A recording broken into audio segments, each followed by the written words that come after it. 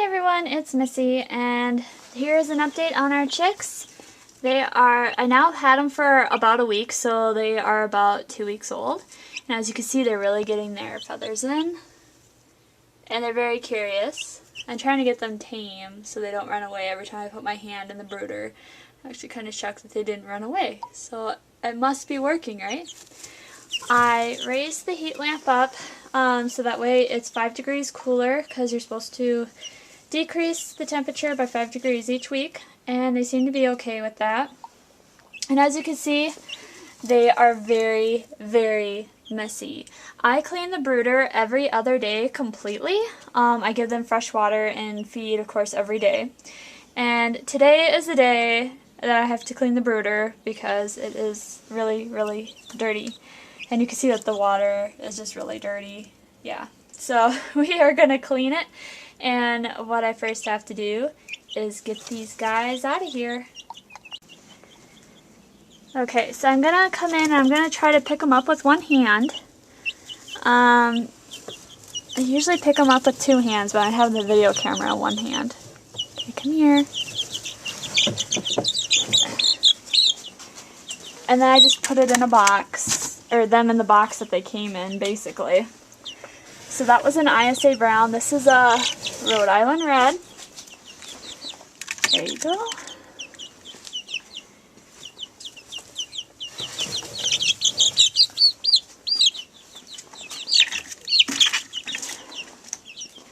You can tell they are not used to getting picked up. And the only time I pick them up is if I need to get them out of here so I can clean. There you guys go. And they've been flying already, so I've had to now close this just to keep them in the box because I do not want them to just get out of the box. So the next thing I do is I just dump their feed out that was left over. And then, so that just dumps right out. That stays pretty clean. And then I'll wash it if it gets really gunky, but otherwise I don't, because I just would have to make sure it was really, really dry before I put the feed in again. And then I'll take this water out. I'll dump that later. We'll set it over on the concrete here. And then basically now all I'm going to do is I'm going to take this outside into our compost pile and just dump the whole works. And I won't videotape that, and then I'll come back and show you what I use to refill it. Okay, so I got the tub dumped out. It's all empty, and now it's time to fill it. And I'm just using pine shavings because they're compostable, and they are basically what the chicks were used to when I bought them at the Fleet Farm store. They were using this exact same product. So I try to keep things familiar for them, so that way they're not so stressed when they come to their new home. But I just put down, I want to say about a generous 2 inches. I don't put down as much as some others because I know chicks like to dig and stuff, but this is a very big tub to fill for pine shavings, and I kind of wanted it to last long enough, and I just wanted to just absorb their droppings and so forth. As you can see, it's nice and fine, and it's air packed in here, so when you start breaking it up, you actually get more in a bag than what you think when you first open it. So I'm just going to pour that in.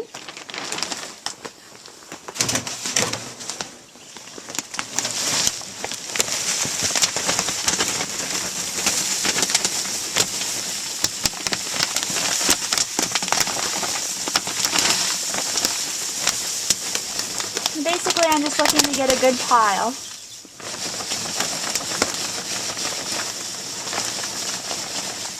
To kind of start out with.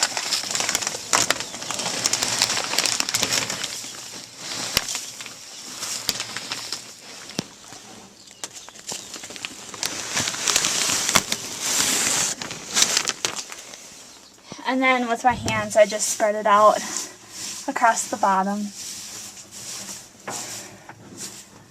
So that pile right there that I made basically covers half the tank.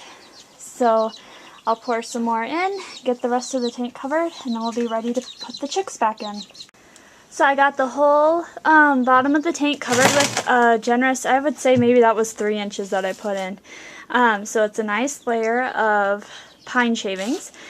And I don't know if you guys can hear these guys cheeping. I'm sure they want to come back out. Because it's pretty cold in this box compared to when they have the heat lamp. Sure enough, there they are. You guys ready to come back into your home?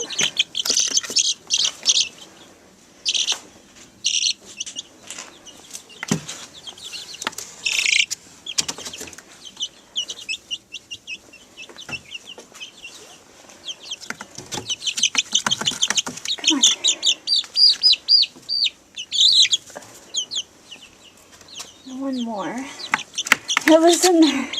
They're baby fuzz. You guys ain't gonna be babies much longer. Yeah, they went right for the heat lamp, and then they can warm up. So, they kind of like the big space, I think, to run around, but I'm sure they're looking for their food and water. So that's the next thing I do, is I put their food, or their feeder back in. So I usually put that about right there. And then, I think you've seen this in another video, this is the food I use. Homegrown starter grower. It's a complete food. This is crumbles, I believe.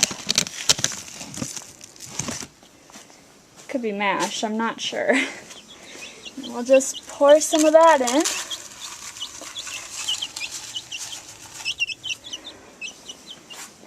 And they've been eating a lot more. The first week I would just give them like 1 cup of this in the morning, and then I just fill it a little bit at night because I didn't eat so much. Now they're eating very generously.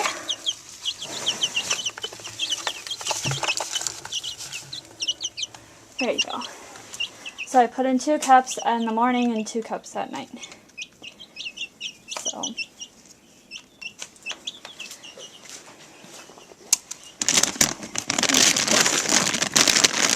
So the mice, I haven't had mice come in yet, but just in case they do. And then it's time to go. I'm going to dump the water, and then we'll fill it, and then we'll put that back in. Okay, so I dumped out the water, and I actually filled it with fresh water. And you just fill this one from the bottom, and then the lid actually comes off. Or I should say, this is the actual water, the tray comes off. And that's the only thing that I really don't like, is how this one's upside down, because it's fine. I mean, it stands on its own on level ground, and then you just turn, twist it in. There's actually little things where you can see that it's in. But it's the turning it over part that I don't like, because I always spill water. So, oh, that one worked better. So you just flip it over, and then this little spout in there, that's what the water comes out, and then as soon as it's full, it's supposed to stop. So the chicks have liked it. This is a 5-quart one, and I bought a small one. I know some people buy large ones because then you can put a lot of water in there, but I am always switching it out every single day, like I said. So I really don't fill it up to the top. So it's personal preference, but you saw how yuck their water was earlier. Whenever I see that, I mean, I change it. Yuck. I don't like that. And it's maybe because my water I have sits on the ground. You can see that it does have a handle to hang it, but I'm not going to hang it until I get my coop set up. So we're going to put this back in the brooder. And the brooder is actually in our unfinished back entryway at the moment. It's actually kind of nice that our entrance isn't finished, so I can keep them in there. So I'll just get the handle.